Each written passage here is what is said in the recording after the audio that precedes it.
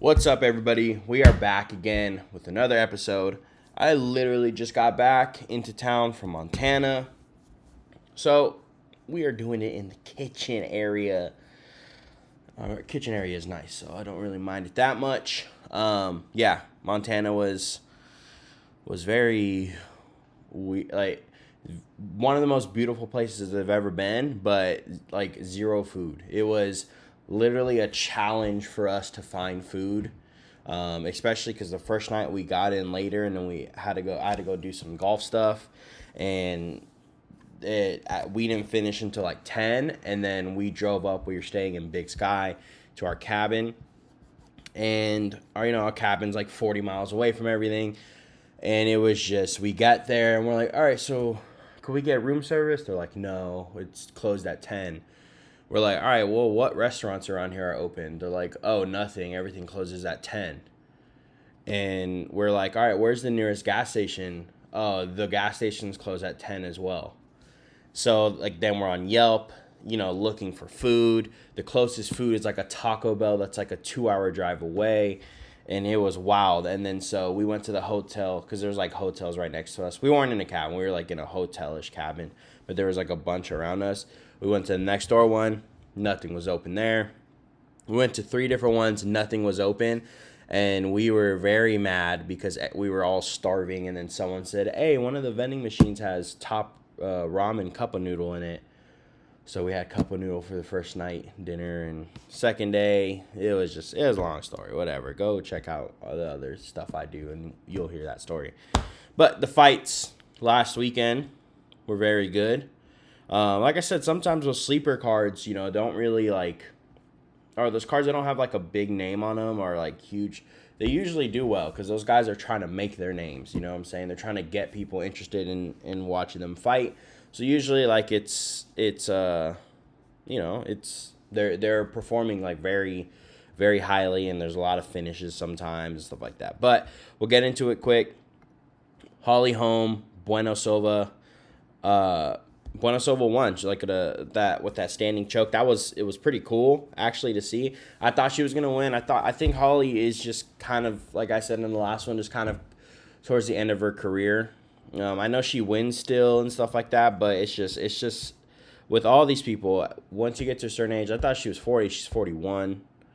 It's just these younger, more talented fighters, but just younger, right? They're going to be faster, they're going to be stronger. They're just, everything's just heightened a little bit. Even if Holly Holm is off by like a 0.2 seconds, on every facet in the sense of speed or in strength or anything like that, it's going to show big when you're fighting at the top level. So I just think, that's what we saw here in Bueno Silva. Kudos to her. She looked good. She didn't look like she was nervous to fight. She didn't look like she was nervous. Fighting a big name, sometimes you can see that in people, and she didn't. She went in there and she took that moment over.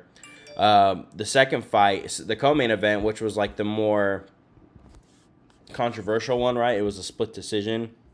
It's Jack Della Mandela versus Basil Havez.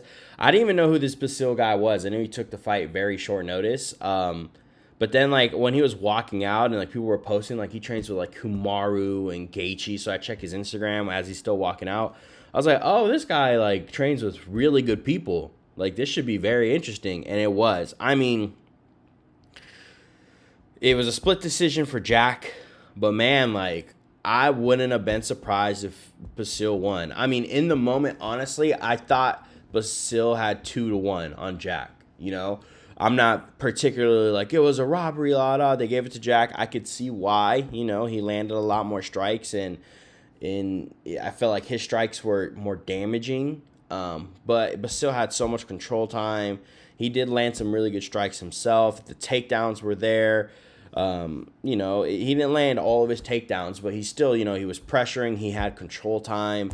But so like I said, people saying that it was a robbery. I don't say it was a robbery, but it was a close fight. If they would have gave it to Basil, I would have been, oh, okay, cool.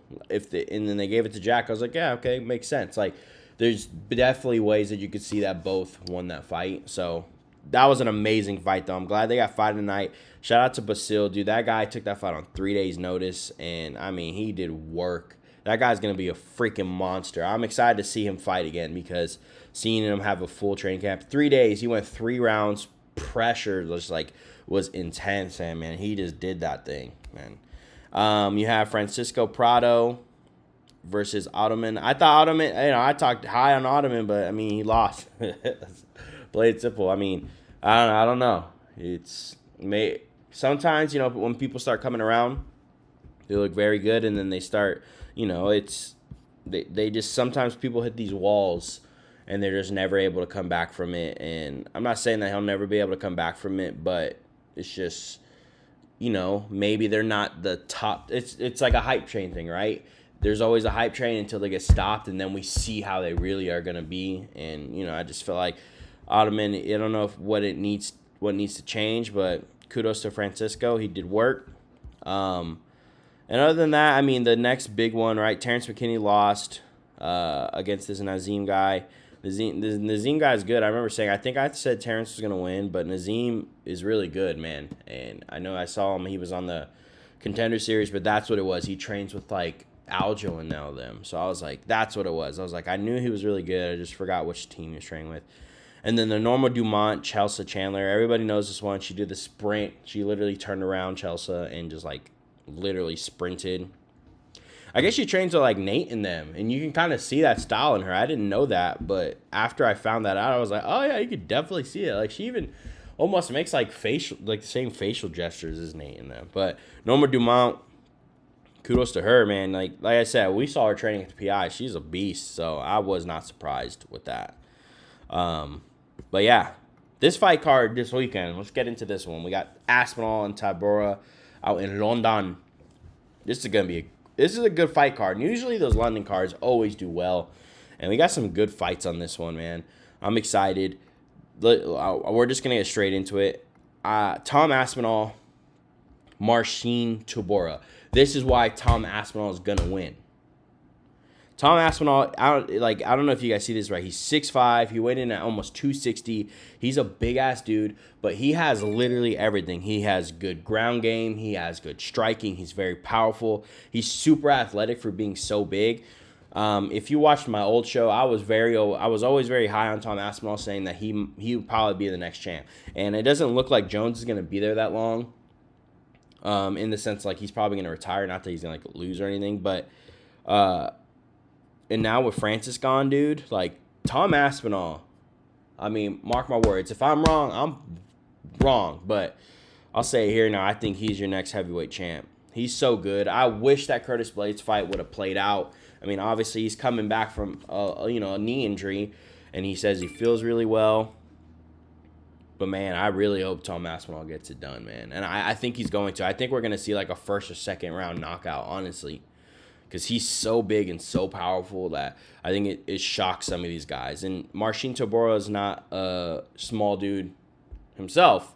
And Marcin is very well-rounded. He's good. He's good everywhere. Like, literally everywhere he's good. He's beaten a lot of people. He's been here forever.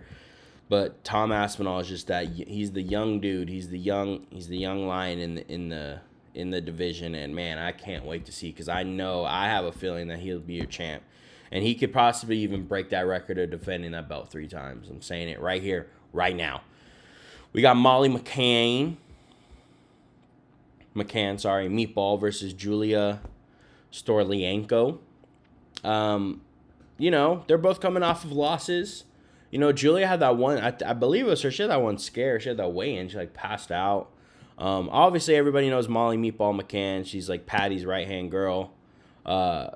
And she's good. She has good striking. It's just her grappling. So, obviously, I think everybody saw what Erin Blanchfield did to her. And that's going to be everybody's game plan from now on. I don't know if Julia really has the wrestling like Erin Blanchfield, though. So, I think Molly McCann might be able to keep the standing up.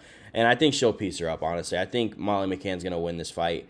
Probably like a second-round TKO. It's just she's in London, man. She ain't going to lose, bro. She ain't going to lose. This fight is insanely cool. Up until all of this, I would have been, almost 100% Andre Fili, no questions. But watching the weigh-in, he kind of, I just watched the weigh-ins before I started recording, and he kind of looked like, I don't know if he looked sick or super tired or something like that. I don't know. But I'm a big Andre Fili fan. He's good. He's really good everywhere. He has like crazy like unorthodox striking methods, and like he does all this cool stuff. He's very good everywhere. He's with a good camp. Obviously, Nathaniel Wood's very good. He's in London. But I think, Andre Fili, if he's going to have an advantage, it's going to be his unorthodox striking. But I think his grappling is going to be a little bit better. He's with aggressiveness. Like, he's going to be a lot more aggressive with it. And I think that might play a little bit of that might give him a little bit of an advantage. Sorry, I can't talk. I just got back. In the fight if it goes to the grappling. In the striking, I think it's going to be a fun fight if they stay striking, but Andre Fili's so long, he's so tall, that I think he might do work on this fight. But I think this is going to be like a back and forth fight, and it might even be your fight of the night. But I think Andre Fili's going to get the decision. And then we won't go do crazy, but Paul Craig's making his debut at middleweight versus Andre Muniz. That's going to be a crazy fight because they're both jiu-jitsu guys, right? So we'll see. And then they both are powerful standing up. I'm going to be curious to see how Paul Craig does down here at middleweight, because we have seen him kind of get finished and stuff like that at light heavyweight. But he was saying he's always been a middleweight, just lying to himself, fighting at light heavyweight. So we'll see. I mean, if he can get it done, kudos to him, because Andre Muniz is really good. And I think he will. I think that power is going to come down and transfer down to middleweight. I think we might see that. Might see a finish, because I think it's going to be standing, because they're both so good at the ground that they know that. Jai Herbert versus Faraz Ziam. That's a fun fight, actually. They're both tall, lanky, really good strikers. That could also be a fight of the night contender. That one I don't even know. I'm for these fights when I don't know, you kind of have to go for the hometown guy, especially in London, because London goes crazy for the guys and they go crazy. But I think Jai Herbert he's a little bit more experienced, I believe, and he's been around for a little longer. So I think he might be able to get out a decision. And then Lerone Murphy versus Josh Culiabo. These guys are both good. Yeah, this one was a hard one. When I saw this fight, I was like, damn, this is a hard fight for me to pick, because Josh is like a grinder, man. He's very good. I like his striking style. If I'm not mistaken, I think he even fights southpaw too. And he's like very long. Like he's very long. Like I don't know, his limbs, like his arms are crazy long for like his torso. So I don't know. But Lerone Murphy is also very good. He's one of those guys that's just so well-rounded everywhere. Like I don't think he has something that sticks out, but he's very good everywhere, and he's an athlete. Like he's very athletic. So this fight right here is going to be very good.